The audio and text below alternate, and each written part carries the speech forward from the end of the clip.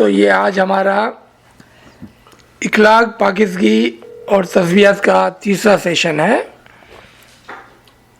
اور یہاں پر ہم صرف 3 چیزوں کو کور کریں گے، اور وہ 3 ریفرنسز جو ہیں وہ اسی سوال سے آئے ہیں کہ تسبیحات کتنی اور کب پڑھنی چاہیے۔ چونکہ مولا کو یاد کرنے کے لیے کوئی کوانٹٹی نہیں ہو سکتی ہے، یہاں پر نیت کی بات ہے کہ آپ نے امام کو یاد کرنے کی نیت کی۔ سب سے پہلے ہم دیکھیں فرمان کیا ہے مولا کا کہ آپ جب بھی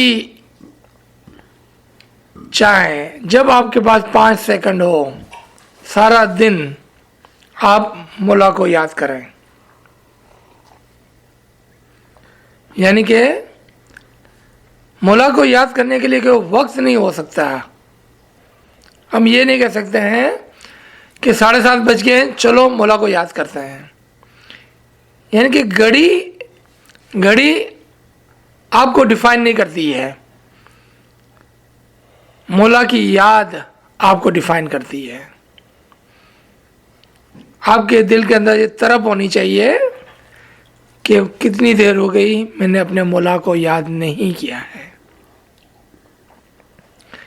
مولا کا جو فرمان ہے کہ ہر 5 سیکنڈ میں مجھے یاد کرو، وہ میں نے نہیں کیا ہے، اور اس کی پشیمانی ہونی چاہیے، اور امام کی یاد اور عشق ہونا چاہیے کہ ہم اس کو سارا دن اور بار بار یاد کریں۔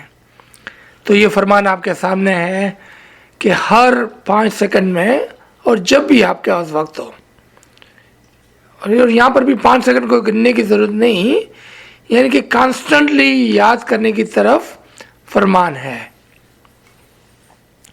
اور پیر پنجاب جمع مردی کے اندر بھی یہی فرمان امام محمد باقر صلی اللہ علیہ وسلم نے فرمایا ہے کہ مومن جو ہے وہ کانسٹنٹلی، کنٹینیوسلی، باقاعدگی سے ہمیشہ خدا کی یاد میں لگا رہتا ہے۔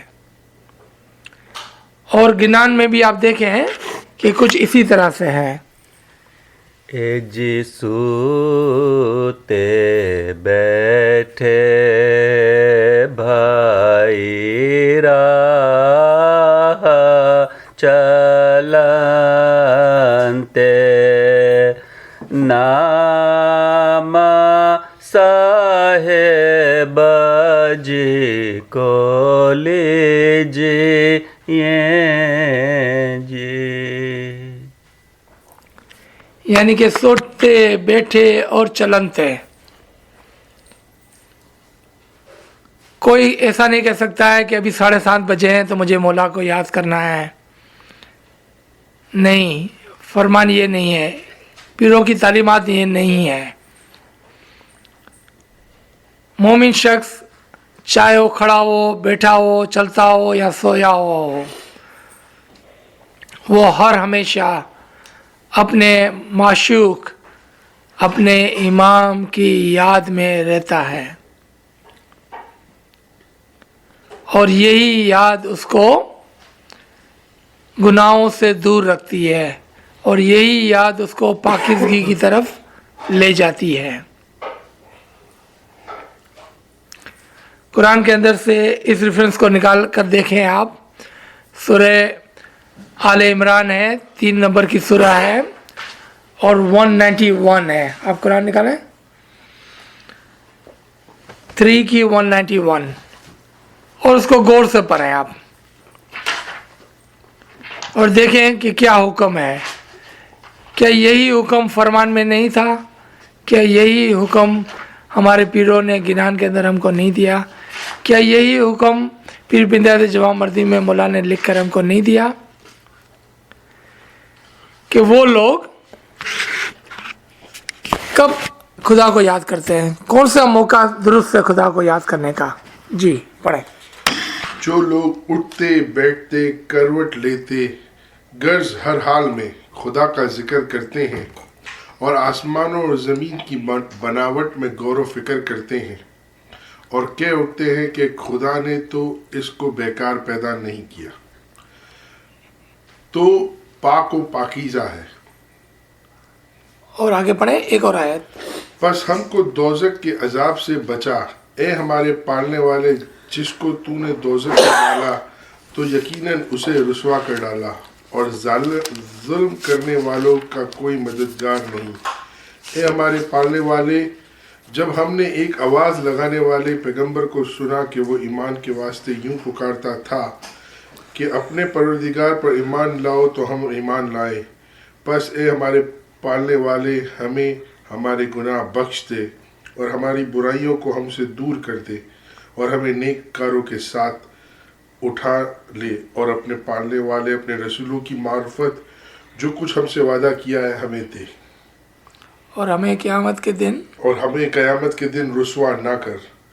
تو وعدہ خلافی نہیں کرتا، تو ان کے پروردگار نے ان کی دعا قبول کر لی۔ یہاں تک آپ نے سنا، اس کو دوبارہ سے دیکھیں اور غور سے سنیں آپ۔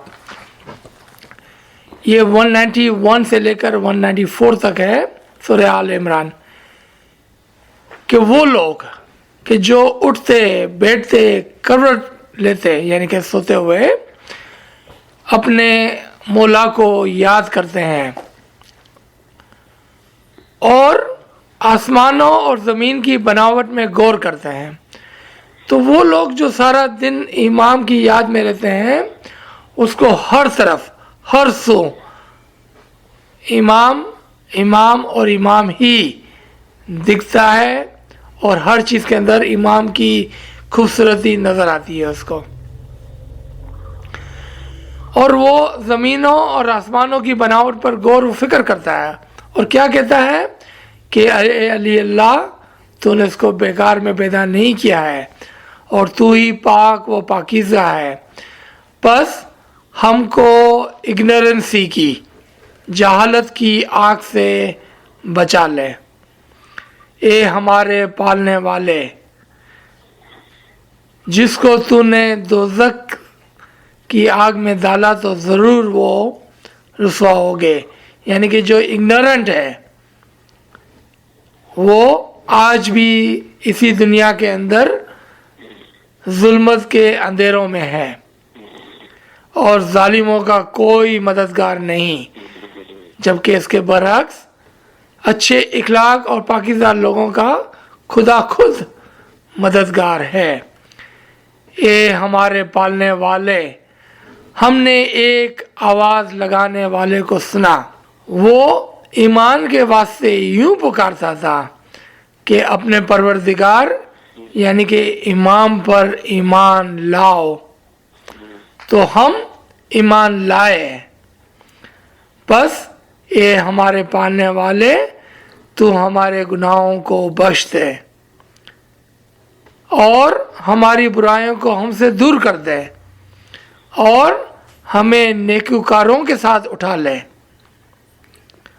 اے علی اللہ، ہمیں اپنے رسولوں کی اور امام کی معرفت عطا کر، اور جو کچھ تو نے ہم سے وعدہ کیا ہے۔ اب اس جگہ پہ رکے اور سوچے کہ خدا نے کیا وعدہ کیا تھا، آپ کو یاد ہے؟ اے بنی آدم، تو میری اطاعت کر تو میں تجھے اپنے جیسا بناؤں گا، یہ وعدہ تھا خدا کا۔ اور جو کچھ ہم سے وعدہ کیا ہے تو اس کو ہمارے لیے پورا کر، کیونکہ تو ہرگز وعدہ خلاف نہیں، اور ہمیں قیامت کے دن رسوا نہ کرنا۔